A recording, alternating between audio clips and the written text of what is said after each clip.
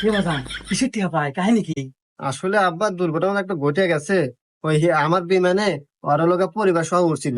তো মাঝপথে যায় বিমান গেছে ফাইটিয়া ফাইটিয়া যায়, একজনের হাত নাই, একজনের পা ভেঙে গেছে, একজন মাথা ফেটে গেছে। তো এগুলো চিকিৎসা হতে আব্বা 20 লাখ টাকা নাকবো। আর তুমি তো জানোই রাস্তাঘাটে ট্রাক বাস অ্যাক্সিডেন্ট হয়। তো লোক আমার বিমান হঠাৎ করে ফেটে গেছে, ও বেরিয়ে পারে এখন কি হবে, আর জরিমানা তো দেওয়া নাকবো।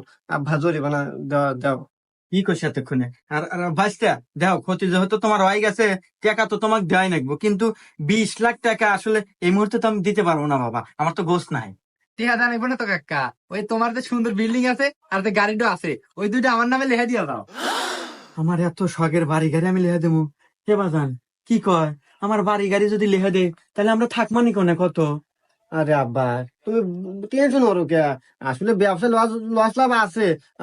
তুমি লেখা দেওয়ার সমস্যা নাই। আপাতত আমার কাছে পুরান বাড়ি আছে না, আগের বাড়ি, ওখানে তো থাকবানি। তারপর তো ব্যবসা বাণিজ্য ভালো হলে পারে বিমান